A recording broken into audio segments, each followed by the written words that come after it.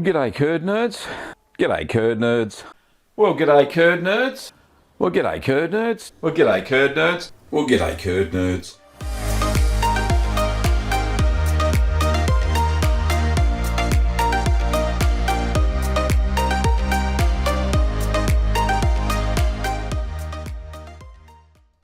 Well, g'day curd nerds. Welcome back.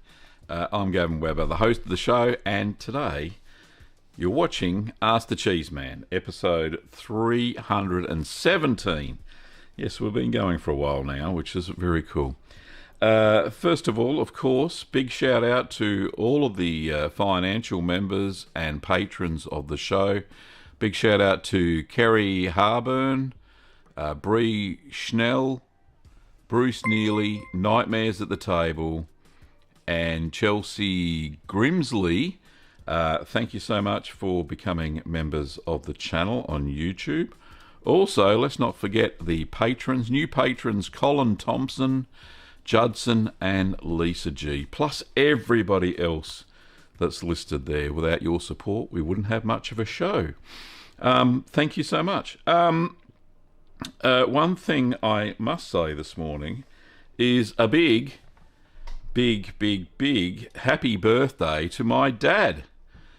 John Webber, you know, hopefully you're watching. I don't know if you are. He is 83 years old and still going strong. So thanks, Dad, for all the lols and all the great times so far. Many more to come, I hope. I will give you a call after breakfast. Also, what else would I say? Oh, yes, don't forget that on Wednesdays, we have a new live stream format on Wednesday evenings called Your Curd Nerd Journey. We do have an episode this week, thanks to Shauna, who has sent in her curd nerd story. But we don't have any after that. So if you would like to share your curd nerd story, and it's in a very simple format, so it's a short story, no longer than 1,000 words. It can be a little bit more if you want. Up to 5 photos, and it's read out during the live stream. And then after that, we have a Q&A session. So you can send your story to Gavin at littlegreenworkshops.com.au. The premise is tell me about your cheese making journey so far, how it has changed your life, how and why did you get started, any ups and downs along the way, and anything else you would like to share. So don't forget you can send those through, and yeah, quite happy to create an episode and get it up there. The weeks that we don't have any stories, then there won't be an episode basically. So if you have enjoyed the two so far, watch out for Wednesday night episode 3, and it's Shauna who's in the chat right now. So it's going to be fun. So I'm looking forward to it. Okay, as far as videos go, currently working. I've got so many working on. What I'm going to try and do is finish the whole video. So instead of having just the making video and then the taste test video, these ones are taking a while. So I've got Baby Swiss, which may or may not be a failure, but I'm going to put it up there anyway, just to show everybody what went wrong and how it went wrong and all that sort of stuff. I think I'm going to get a really nice cheese out of it, but it may not have any eyes, so it may be blind. Swiss cheeses without eyes are called blind cheeses. There you go. Did you know? Also, working on a couple of goats. Well, one goat's milk cheese, a Boar's, which is very similar to Caerphilly, where it takes 4 to 6 weeks to mature, but this one's rubbed with smoky paprika. Very exciting. And yeah, that one's nearly finished as well as a cheese that I got some inspiration from Patricia Gauchi, who I don't know is in the chat, not sure. Triple Udder Blue, which is a blue cheese made with 3 different types of milk. So from cow, water buffalo, and goat. So yeah, that's going to be a good one as well. And there'll be a dry jack update in the next week or so. Don't forget the gallery at 30 minutes past the hour, and then that's about it. So, if you've got any questions, start asking them, and please, if you can, just put 3 Qs in front of any questions, and it makes it easier for me to find them in the chat. So let's get on with that, and let's say good day to a few people. Say good day to Shauna, hi, in very cold Tasmania, and Lady Wave. Hello, Lady Wave. I'll wave back. And we've also got Stacey, who you would have heard her story in last Wednesday's episode. So if you want to know more about Stacey, go and check her out there and listen to her story. We've also got MH Hawali. Hello, how are you, mate? And Nina. Hello, Nina. And Charlie, just down the road. Titus, over in the UK, I think. Herb from Texas. Jeff Wild from down on the peninsula. Hello, Jeff. Say hello to Heidi for me. Who else we got there? We got Davo. G'day, Davo. And Brug. All out of spoons. And that's about it, I think, at the moment. But there's 31 people watching. If you're watching, jump in the chat. If you're watching on your big TV, then jump on your phone and chat on there. So jump in there. A bit of engagement. It'd be lovely. Okay. First question was from... Where is it? Stacey had an observation. We're talking about smoky paprika kafili, or smoked paprika kafili. Stacey says, mine is at 1.5 weeks aging and starting some mould spots. And Shauna, who's made 6 of them, has jumped in, and I reiterated, says just add a little bit more oil and more paprika and rub them off. So it's easy, just apply the rub where necessary if you're making the smoky paprika kafili recipe, which is absolutely fantastic. It's got great flavour to it. So, so don't forget to try it. It's a great cheese. Next question is from... where is it? Brug says, great to see you all. G'day from Maryland, USA. Formerly Brug from Jersey. Oh, right, yes. I remember. Had my first cheese fail this week. Didn't treat raw goat's milk with kid gloves. Yeah, it's a little bit fragile sometimes. Depends on when you get the milk and the lactation cycle, on how many milk solids it's got and proteins. But it's a very delicate milk to work with. I've been working with a milk from just down in just start of Gippsland. It's called Caldermead Dairy, which is just off the South Gippsland Highway, if anybody is local in Melbourne. And it is it sets quite a nice curd, which stays fairly firm during the cutting process and stirring. It doesn't shatter. And the reason before I was using this other brand of milk, what's it called, Caprolac, which I've since found out they ultra pasteurize, so that's why I could never get a proper curd set with that milk. So. Okay, All Out of Loves is sending much love to all the curd nerds. Thank you very much. Indubitably, how do I say that? Indubitably, right, that'll do. I subbed 5 years ago when I wanted to make a cheese mod for Minecraft. I think you've probably grown up a little bit since then. Minecraft's still a great game. I think my son actually plays it. He's 23. He still plays it occasionally. But, great little game. All Out of Spoons has a question. It says, what intermediate/beginner cheese do you recommend that has jalapenos in it or on it? Right, so I did a jalapeno cheddar. Let's see if I can find the recipe for you on the interwebs.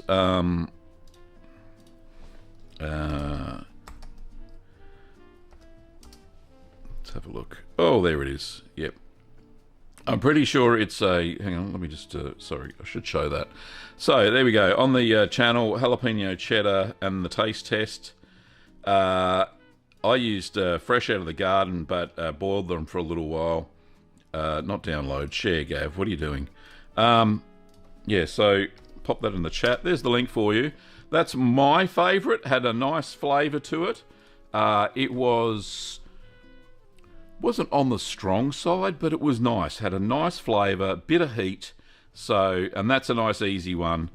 Stir curd cheddar style, and it knits together really well, and you get a good flavour to it. So, go and check that out, and check the taste test out on it as well, and you'll get an overall picture of what you're going to expect. There you go. Next one is from Stacy. Says, does the mint on the halloumi make it taste real minty? Kind of sounds weird. Mint with cheese. Does it make it taste minty? Yeah, a little bit. Not much. It's not a weird flavour. It's very nice. So, yeah, you got to give it a go. And really, you got to remember that Cypriots usually eat the halloumi for... Well, usually it's a breakfast cheese, would you believe? And they eat it with watermelon. I got a friend called Mick, and he's a Turkish Cypriot, and he calls it halem, which is what they call it in the Turkish side of Cyprus.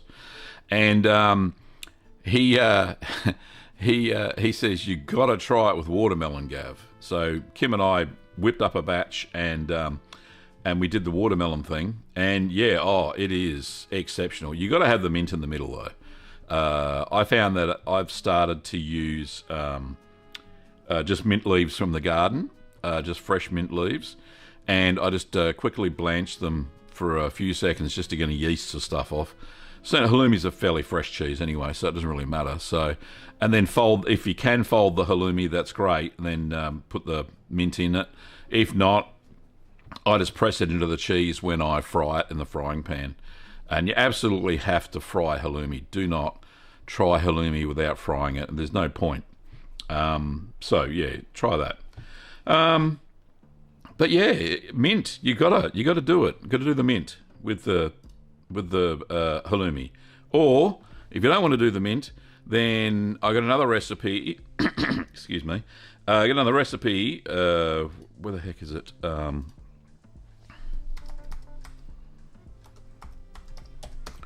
Halloumi. Where the chili halloumi? Where the heck is it? Here it is. No, that's not it. Where is it? Oh, here it is. Oh, second one down. You dag. Right. So chili halloumi is the one to try if you... There it is there. Very nice. Chili flakes and all that goodness. And the original halloumi video has over 344,000 views, which is fantastic. But the chili one, which is weird, has only got 6,000 views, but it was very nice. So I liked it a lot. And if anybody else has tried it, then let me know in the chat, because I would make that one again in a heartbeat. It was so good. Dale says, hello Gavin, I hope your gout is better. Did you try drinking cherry juice? Yes, I'm having a little glass of cherry juice every night, and it works well as, mind you, the prednisolone that my doctor has subscribed to me. I'm on the 3rd week of that now, half a tablet a day, and it has made it gone away at the moment. And we've come down with a treatment plan, so he says that once I go off the prednisolone on Tuesday, that fingers crossed it won't come back. If it does come back, and I've changed my diet, and my uric acid levels are just above the normal upper limit, if that makes sense. We've had blood tests and all that good gear, and x-rays and all that. And he said that, yep, we hit it again with prednisolone, and then I go on some other medication that permanently lowers uric acid levels, even though I've tried to do it with my diet, like I have with cholesterol, which was successful as well. Anyway, very cool. Kathy says hello. Hello to you, Kathy. Lovely to see you. MH says, I tried dried mint halloumi, worked really well. Also, with some bits of parsley. People loved it. Nice suggestion. Well done. All Out of Spoon says, thank you, sir. Exactly what I was looking for. Yep, perfect. Give that a try. That jalapeno cheddar recipe is good. MH says, do you ever add espresso or just coffee to the curd? Wanted to give the cheese a shot of caffeine. No, I haven't. I haven't put coffee into cheese. And the thing is, the coffee would make which is probably why you don't really see coffee cheeses out there. There's one cheese that I've added to coffee, as in make a mug of black coffee and add cheese to it. It's called Yipaloose. What's it called? Hang on, I've got to get it up on the screen and I'll be able to say the word. Hang on.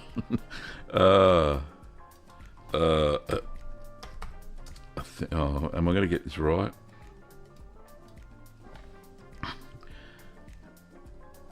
Oh, no, it's in the Curd Nerd newsletter. Gav, take charge of yourself. Oh, Leaper Eusto. That's it. There we go. So the Curd Nerd newsletter, if you haven't already signed up for it, please do, because I send them out weekly. They're free, and it's just extra little bit of cheesy stuff there. There's the link. Now, the last one I did on Wednesday, Leaper Eusto. This is called coffee cheese or finished squeaky cheese. Can serve with cloudberry jam, of course, but you can also cut little bits off of it and put it into coffee, black coffee, and it is delicious. Unusual, but nice. I wouldn't add coffee directly into the curds. It'll make the cheese bitter. Unfortunately, you won't get coffee flavour per se. So, yeah. Dale has a question. Says, Gavin, my Mozilla, it's a browser, will not merely. What the heck? Hang on. He must have correct. Right, here we go. Right. Here's the real question. Hello, Gavin. My mozzarella will not melt. Right. Yes. So, mozzarella won't melt because the acidity is not quite right in the curds. If it has stretched in the past when you are making it, then you should be good to go. If you can't get any stretch, then the mozzarella won't be right. Real mozzarella, if you look at traditional mozzarella, then it, depending on the fat content and the milk it was made with, if you made it with cow's milk, it doesn't melt as well as when you make it with buffalo milk, which has a higher fat content. And it melts a lot better. It tends to, if you grate it, it melts better. If you have slices and put it on, say, a pizza, it will just flatten and go brown and bubbly on top of the pizza, which is absolutely perfect. If you have a look at traditional Italian pizzas that use slices of mozzarella, you'll find that they just flatten. They do melt a bit and they go brown on top. So it depends on what you've done there, Dale. Not sure. But yeah, pretty cool. Davo says, in last week's gallery, the Guido's Italian cheese had sat before brining and was going dry and crumbly. Could you change the recipe to do that deliberately to get closer to cheddar? Guido's uses a thermophilic starter culture, so a different set of cultures to make it edible within a few weeks. Could you change it to be closer to cheddar? Not really. The best way to do that is use the stir curd cheddar method or the farmhouse cheddar, as you've seen on the channel, and I age it out to 3 months or 90 days, and that tastes closer to cheddar, of course. Hence farmhouse cheddar in the name. Guido's hard Italian cheese is styled on an Italian table cheese, and yeah, by using the thermophilic culture, it shouldn't get dry and crumbly. And that was half the problem on the picture and the submission last week. So, yeah, I wouldn't change that recipe. I'd just use the farmhouse cheddar instead.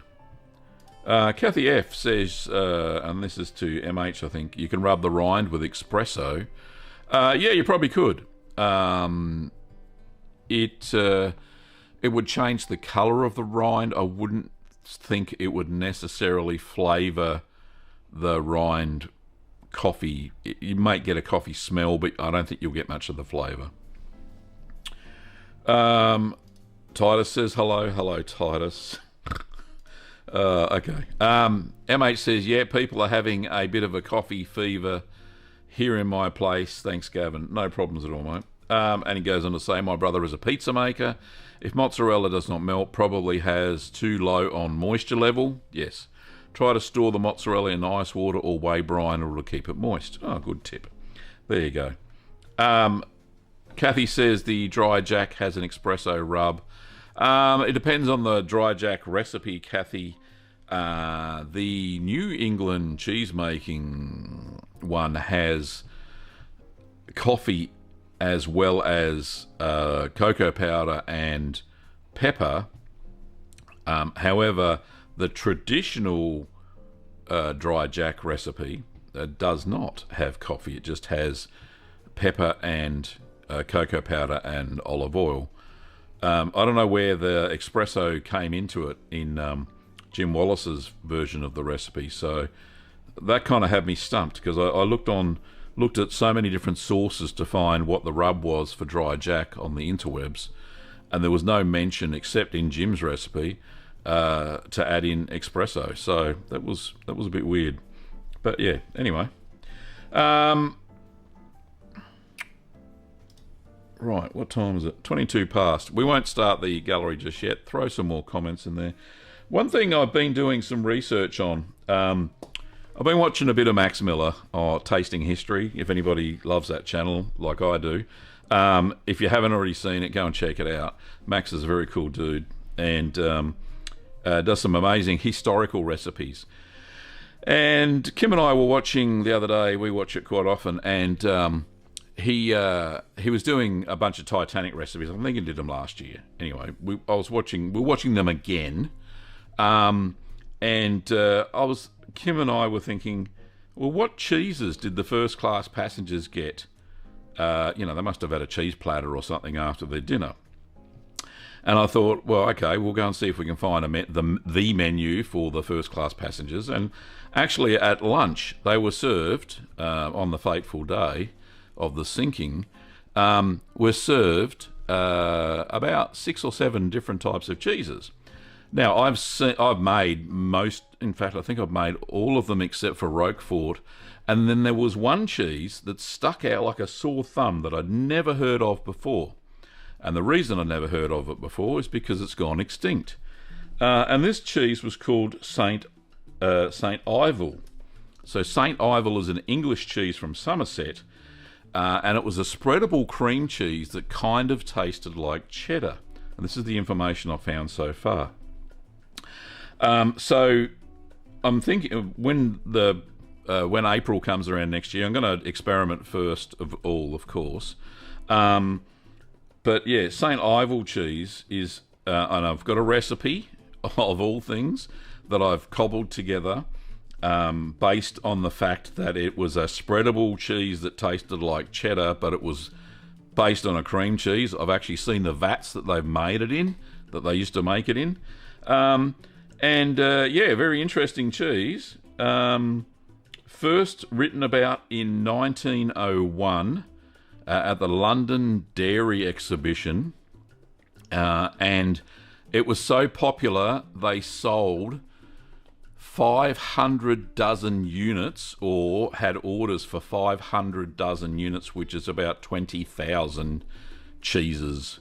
So quite amazing. Apparently it was very popular up until about the 70s, when I think that company went broke or something like that. I haven't really found out what happened to it.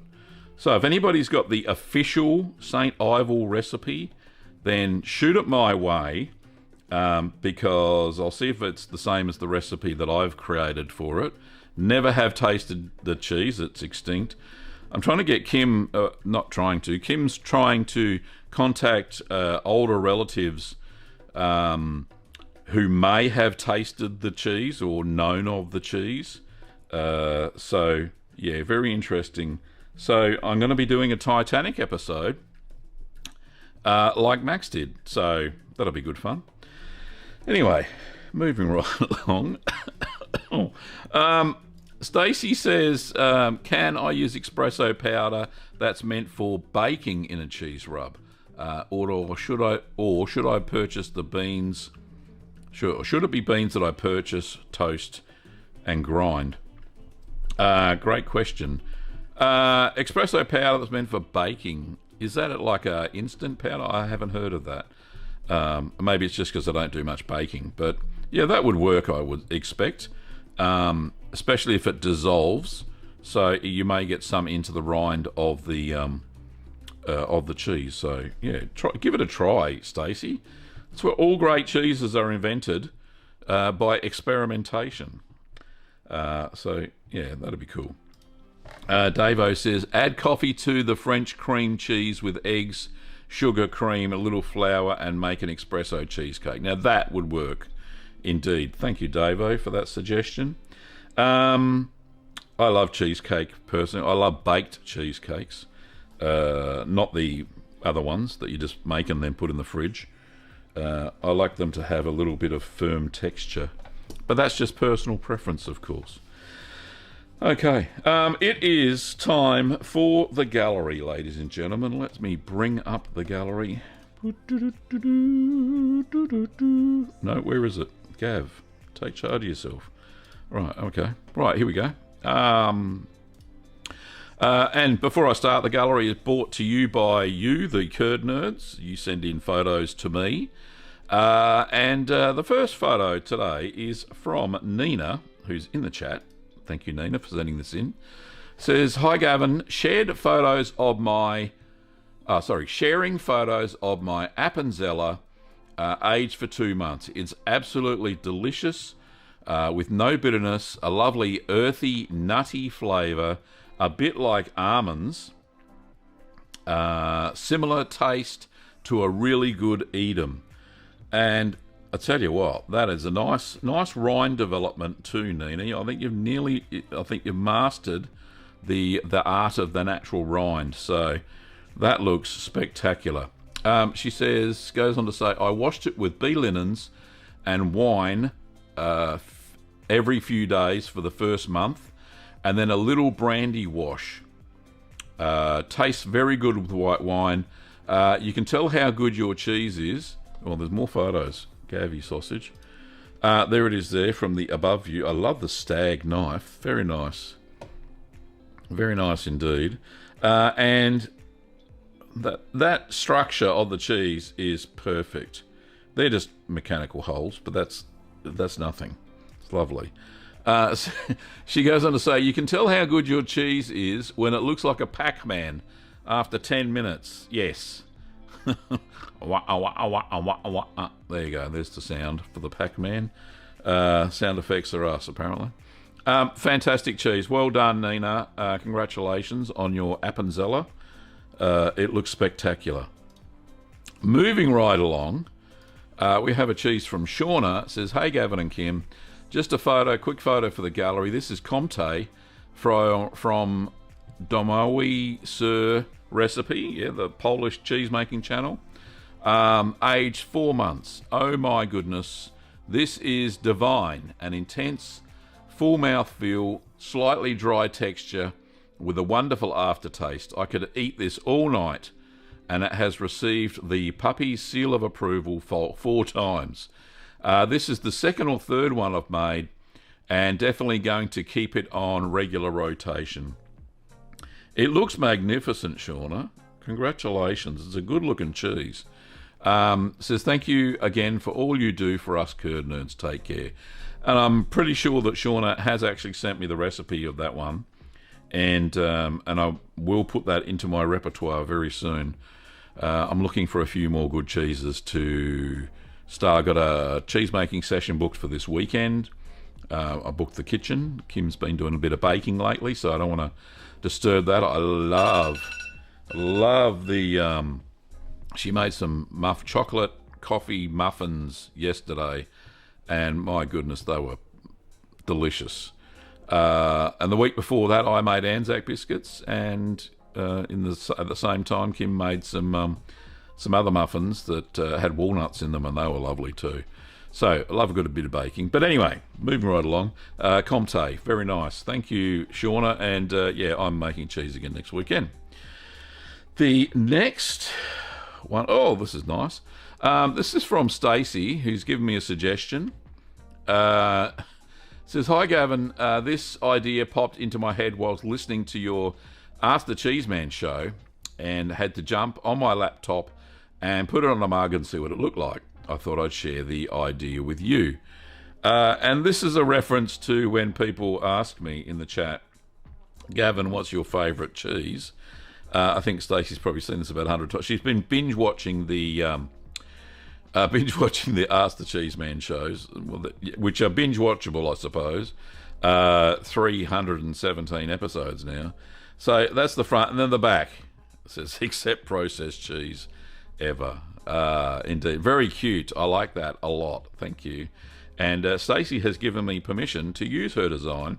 So I'm going to whip that up and put that on a mug, and I'll share it with everybody, the link to where you can purchase it if you want to. Stacey has lots more photos, so that's just an idea. So this is ricotta. Hang on, there it is. First is she made 2 cheeses on Sunday. The first is a nice batch of whole milk ricotta with 2 gallons of 4.2 fresh Holstein milk. Came out great with a large yield of almost 4 pounds, which is nearly 2 kilos. I didn't have any citric acid, so I used white vinegar, which was surprised that it had no lingering vinegar taste. It was sweet, creamy, with a hint of salt. So good. I used it to make lasagna that night, and we enjoyed it on some crackers. I might make a cake or some other treat with the rest. So 2 big baskets of ricotta, and there's a video too. Hang on, let me see. Can I cue this up? Here we go. Look at the yield on that. That's a lot of yummy ricotta. I like it a lot. Very nice. And there it goes in the basket. Steaming hot. Absolutely fantastic. And there's the 2 ricottas there. Is that 3.14? Is that kilos or pounds? Hang on. Why am I trying to squint? There we go. Yeah, that's pounds and ounces. Very nice indeed. Good looking ricotta. And it looks, once it's drained, it looks spectacular. So well done. And then you've scrambled it. Is that scrambled? Is that before or after that's after the pressing? Anyway, very nice. The next this is still Stacey. It says the second is what I'm calling a pepper jacked cheese, because I used a bit extra of 2 different peppers. I used 2 gallons of 4.2% fat milk and a washed curd recipe for a more pliable texture, and I toasted and ground slightly 1 smoked dried mulatto chili and some black peppercorns. Okay, so that's the chili there, which is smoky with a kick. Thank you for the photo there. That's very interesting.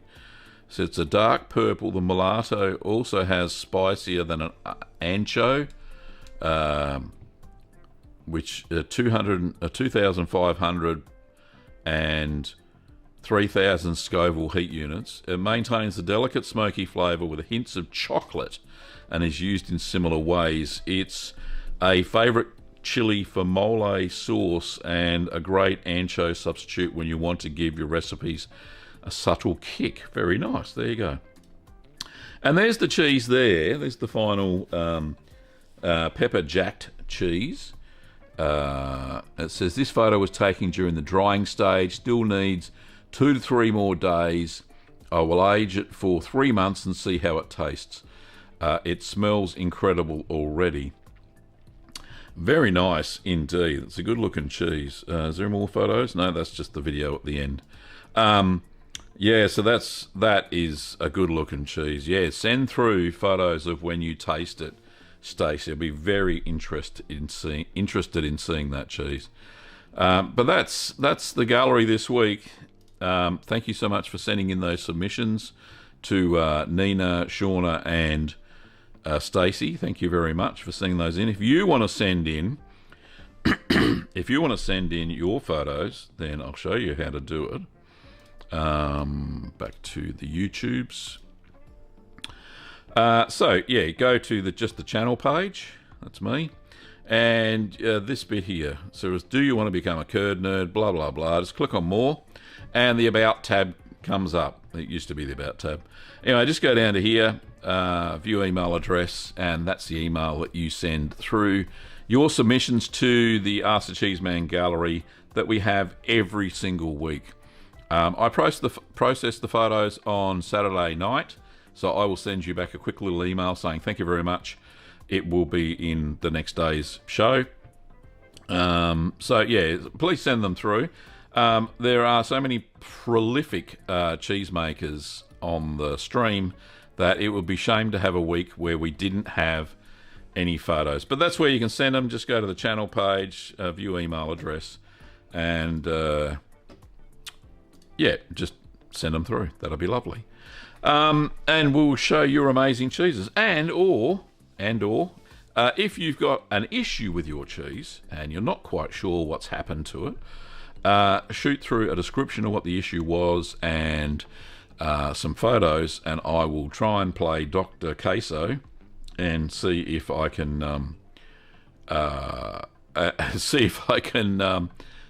diagnose the issue of the cheese.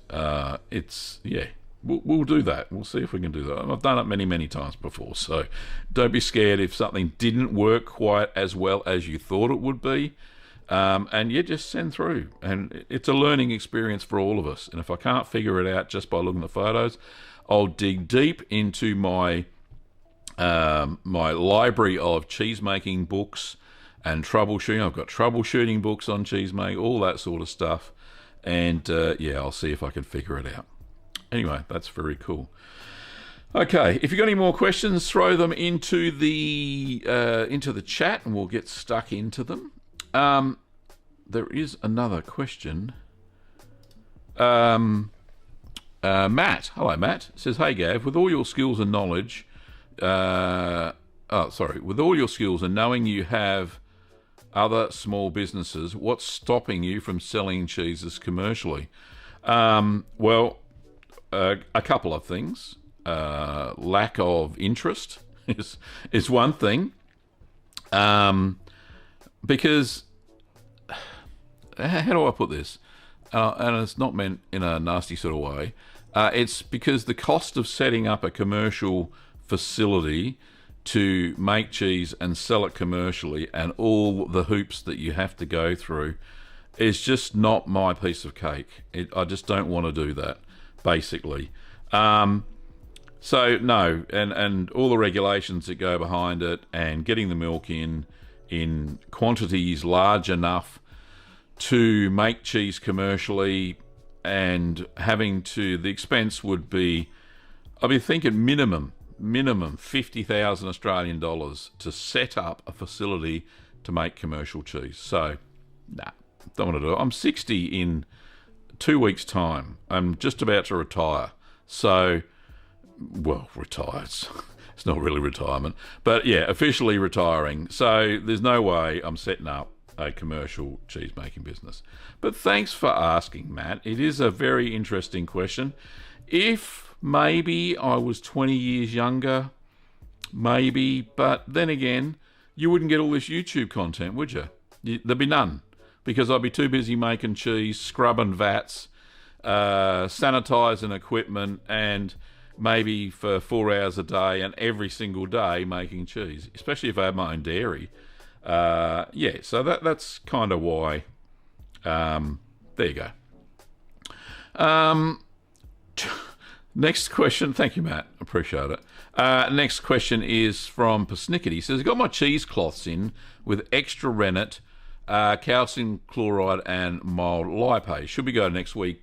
Good to go next weekend. I think you're referring to last week where you talked about the Parmesan style cheese you made and it stuck to the cheesecloth. Yeah, I'm pretty sure I can remember. Dale says, Gavin, I aged a Swiss that now tastes musty. That's an interesting flavour profile for a Swiss cheese. It should taste nutty and a little bit creamy. Musty, I'm not sure. I can't say I've experienced that, Dale, and offhand, I don't know what's happened. I'd have to know a fair bit more. If you want to shoot me an email, then that's fine with some photos, and we can diagnose it on the stream next week if you've got any information like that. So shoot me through an email. You saw where to send it before. So yeah, do that. That would be lovely. And we'll try and figure it out, yeah?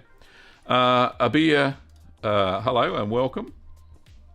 There is no penicillin on my camembert after 10 days in the fridge at 12 degrees Celsius. This is the second time it happened, before because it was only 5 degrees. Yeah, it should have grown by now, for sure. Either the Penicillium candidum and the Geotrichum all right, first question is, did you use Geotrichum candidum as well as Penicillium candidum? Because the Geo prepares the surface for the Penicillium candidum to grow. The Geo brings the pH back to closer to neutral, which is 7, than what the Penicillium candidum can do, and it also prevents skin slip on your cheese. I always find that if I add just a tiny bit of Geo, usually it's about 1/32 of a teaspoon to the batches of 4 litre ones that I make, it tends to promote the growth of the Penicillium candidum a lot faster as well. Now, what you can do right now is whip yourself up some Geo Penicillium candidum in some water that you've just boiled, and then let that cool down. Add some Geo and Penicillium candidum to it. Shake it feverishly. Let it rehydrate over about 3 or 4 hours. Put it into a spray bottle and then spray it on the surface of all of your cheese all over. A very light misting. Don't like make it wet. It's got to be like a mist over the top of the cheeses, and you will find in a few days at 12 degrees, which is perfect for the mold growth, then that it will start to grow the mold. So just make sure that you flip them every single day or they'll stick to the mats. But yeah, spray them with a little bit of those 2 molds in water, rehydrated in a misting bottle, and then you should be good to go. If you're well past that, then eat them as a soft cheese now. They'll probably taste pretty good, I reckon. So that's what you can do up here. Next question is from Blessed are the Cheesemakers, indeed. I say that quite often. Persnickety says selling commercially is hard and expensive. Yes, indeed. And Persnickety says this is why I sell directly to customers and clients. Indeed. MH says, agreed, selling cheese or any milk product needs an extensive certification process. Indeed. Okay. Next question is from MH says, nowadays I only make fior di latte or mozzarella variant, helping my brother to run his Neapolitan style pizza restaurant. Very nice indeed. Yeah, well done. Ricotta are favourites too for great desserts and cannoli making. Yeah, the little tubes that you squirt the cream in ricotta. Oh, so nice. With a little bit of, it's a dessert, so it's got a bit of sugar in it too, I think, as well. Okay, so if anybody's got any more questions, then feel free to whack them in. So we've got 15 minutes to go, if you so desire. If not, we can stop. But I know you don't want to stop because it's not 9 o'clock yet.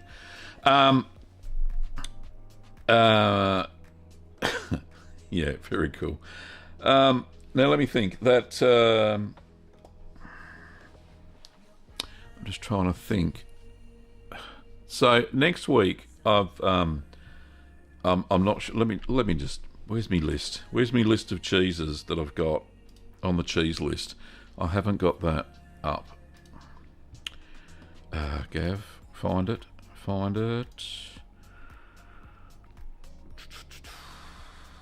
Rightio. So looking at the list of cheeses. So we've done that one. That one's published.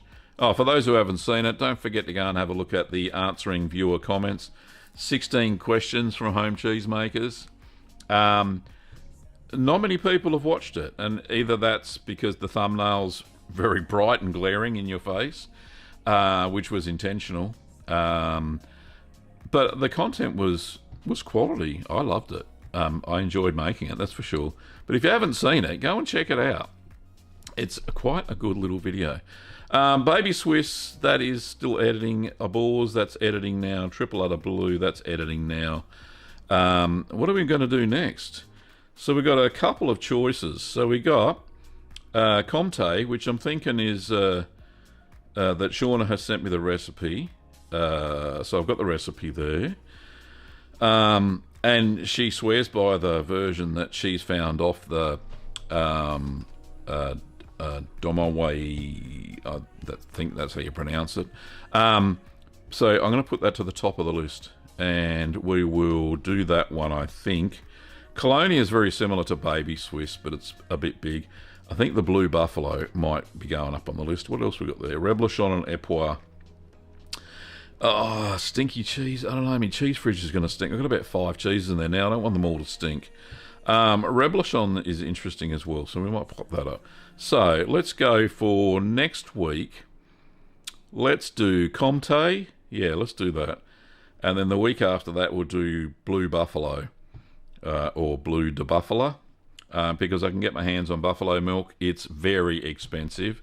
So, yeah, I'm going to be out of pocket a bit for that video, but we'll see. Well, it doesn't matter. We'll get it done. And then one's coming up that we haven't got in the production line. I haven't put in the Titanic one, the Saint Evel, but I really haven't. I'm doing a lot more research on that one. But burrata sounds good. A maruli, which is a Georgian cheese. I got the recipe for that as well. I'll think about that one. Anyway, so that's the present state of affairs as far as video shoots go.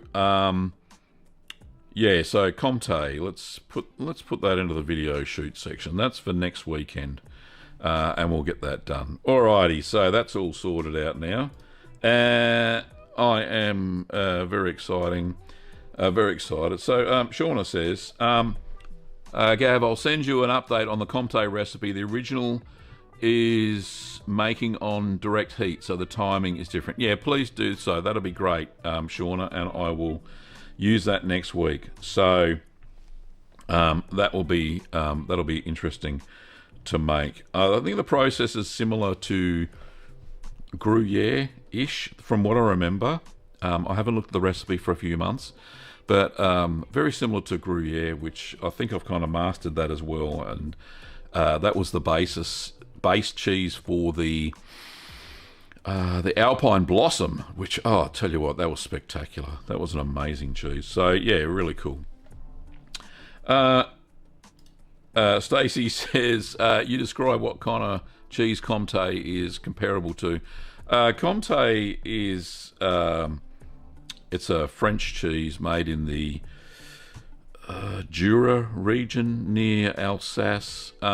It's a closed textured. It's a high temperature Alpine styley sort of cheese with no eyes. So it's a blind Alpine style. I've had it for real, raw milk Comté, which I don't know how we got it into Australia, but it was I did it in, hang on, let me just have a look. Can I find it for you, my friend Comte? Do we have, oh yes, the good old Cheese a Day challenge. So I did a video about it, what it tasted like. There I am, tasting the Comte. There it is. I'll just share that with you, Stacey. If I've done 2 Cheese a Day challenges, which are usually in February. So I do 28 cheeses, and if you haven't seen those already, there was last year's playlist Cheese a Day challenge where I did 28 cheeses. Can I look at the playlist without actually playing it? Oh, stop. Anyway, Cheese a Day challenge. Here we are. So here's the cheeses that I did last year. So we did Jarlsberg, a generic Camembert, Sherv, a West Country Farmhouse Cheddar, Havarti with jalapenos, Double Brie, Smoked Cheddar, Castello Red, Havarti with bacon, Il Truffalino. Oh my God, that was so good. Bocconcini was delicious. Comte, proper AOC version, Tasmanian bush pepper cheese, Feta, King River Gold, which is an Aussie cheese, Mount Buffalo blue cheese, which is also an Aussie cheese, Black Bomber, which is from Wales, Parmigiano Reggiano, Miller Camembert Normandy style, Red Leicester from Leicester, Goat's Milk Camembert, Fricot Chevrolet, Chevrolet, yeah, that was nice. Ashgrove Three Peaks, Dutch Smoke Blue, Yarra Valley Salted Honey Cheese, Bega Strong and Bitey, Havarti from Denmark, Grana Padano PDO, and the wrap up. So those Cheese a Day challenges I do. So I've got a reference to when I make cheese. I've got a taste reference. Does that make sense? So I try a whole bunch of cheeses all at once, film them all, make a series out of them, so that when you go to make your cheese, and I highly recommend that you do this, is go to wherever you get your cheeses, get a whole bunch of them, and taste them, over a period of days or so. You only need to get a little bit. And that way, when you're making your own cheese, you've got a taste reference, and you can try and figure out, well, how do they make that cheese? What cultures do you think they would have made? What gives it that flavour profile? Temperatures and all that sort of stuff. And it kind of really helps you on your cheese making journey if you've tasted all these different sorts of cheeses. So Comte is very... I've never tasted anything quite like Comte, which was fantastic. Very similar in texture to Gruyere, but the flavour's different than Gruyere, if that makes sense. But anyway, so great question. Thank you very much, Stacey. But yeah, if you want to check out all these different cheeses that I did, go and check out the Cheese a Day challenge. I did one in 2001 and 2000. Sorry, no, 2001. The channel hasn't been around. Have I been around that long? Maybe. No. 2021 was the first challenge, and I took a break, and then 2023, and then I'll be doing another challenge next February with more cheeses that I can find, and that'll be fun.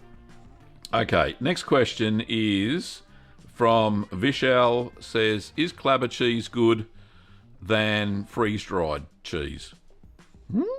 Clabber is basically raw milk that is coagulated using lactic acid, as in you leave it in a jar on the kitchen side, and it basically creates acid by the native lactic bacteria in the milk convert lactose to lactic acid. The lactic acid sets a curd, and it's called clabber. It is eaten fresh. I wouldn't leave it too long at all because it can further contaminate.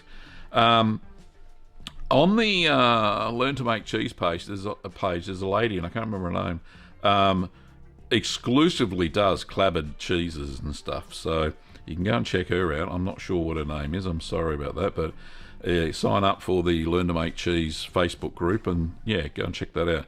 Freeze-dried, I'm not sure what you're talking about there, Vishal. I've never seen freeze-dried cheese, personally.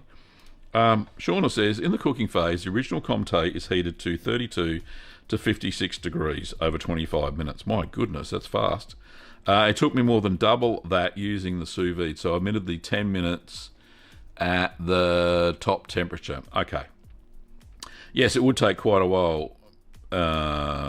Nearly an hour. Yeah, okay.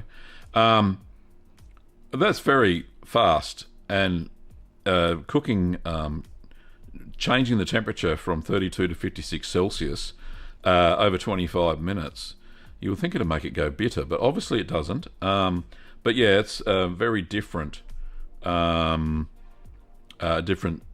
method of heating the curds or cooking the curds. So very interesting. Thank you, Shauna. MH says, how is it any different compared to Gruyere, the cheese war? Yeah, how is it different? It seems to be creamier. It has a different flavour, and it was very hard to describe. I'm pretty sure I did Gruyere in one of the Cheese a Day challenges as well. I think in the first season of Cheese a Day challenge. But yeah, Gruyere is more earthy, if that makes sense. It has a more earthy flavour. Dale says, Gavin, thank you for all that you do. I found that you are truly the cheese man. Thank you, mate. Appreciate it. You know, I think about cheese all the time. I don't know. It's just me. Vishal says, should I add calcium chloride to organic dairy milk? If you're using raw milk, then no, you don't have to add calcium chloride if you don't want to. If you're using any pasteurised milk, even if it's only been vat pasteurised or home pasteurised using the low temperature, long hold version, then yes, you have to use calcium chloride. And by adding back calcium chloride, you're adding some soluble calcium back into the milk. Some calcium has been destroyed during pasteurisation process. That's the reason you do it. It's pasteurisation, yeah, not homogenisation. So homogenisation is a different process whereby they break the fat globules up using an ultrafine mesh to stop the cream from floating to the top. That's what homogenisation does. Epsilon 81 says, well, it's certainly been a while since I've been here, but happy to say things are better, at least normal again, and I can finally get back into hearing great Gavin the Wise talk about cheese. Thank you, Epsilon. Appreciate it. Herb says, I only use calcium chloride if the milk has been pasteurised. With raw milk, I don't use it. Yep, no probs. And Persnickety says, calcium chlorides liberate calcium ions to help with curd set. Yeah, totally. Stacey has a suggestion, says, Shauna, maybe adding a hot water kettle to your sous vide water a bit at a time. All right, so boil some water in a kettle and put it into the water. Problem is there's a lag between, and this may or may not, I'm not sure, but Stacey, it's a good idea. There may be a lag between the temperature of the water and the heat transferred to the milk. So it may work. Persnickety says, that's what I do. Keep the electric kettle full and boiling for high temperature cheeses. Okay, all right, that's cool. And Shauna says, I did that as well. Alrighty, so we've tried everything. We've tried everything. There you go. All right, so we've only got 2 minutes left. Epsilon says, just hearing other people in this stream makes me think becoming a curd nerd is the equivalent of becoming a scientist, and I love it. Yeah, I think that's one of the reasons why I really enjoy cheese making, Epsilon, because when I was a kid, I was a real nerd, and proud to say it too. I had chemistry sets, I had science sets, electronic kits. My mum and dad really helped me out by buying those sorts of things as gifts for birthdays and stuff.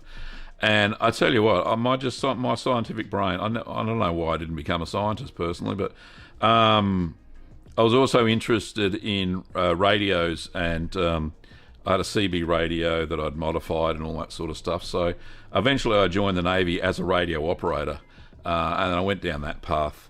And anyway, and then I enjoyed computers and stuff like that. But anyway, that's aside. But the baby scientist in me always came out. And when I stumbled across cheese making, that was one of the joys, was to learn about the science of cheese making.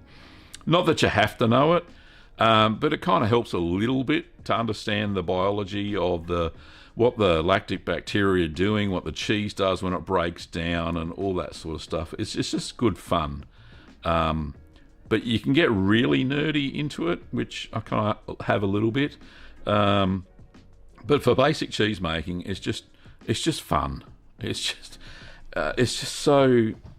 I suppose it's a bit like home brewing. If anybody's got into home brewing or baking, same sort of thing. There's always science behind it, and it's just about learning the process and understanding what the milk does when it's coagulated and ages and all that sort of stuff. Anyway, I could go on, but I won't. But thank you, Epsilon. It is very cool.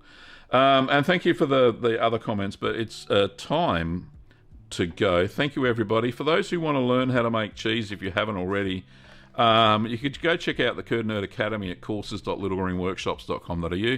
Got a couple of courses up there. We've got a beginner's cheese making course and a blue cheese course. I'm working on a white mold chalk cheese course, and a couple of others. I really haven't had time, but we're getting there. And we've had quite a few students over the last month, that's for sure. So thank you very much to all of those.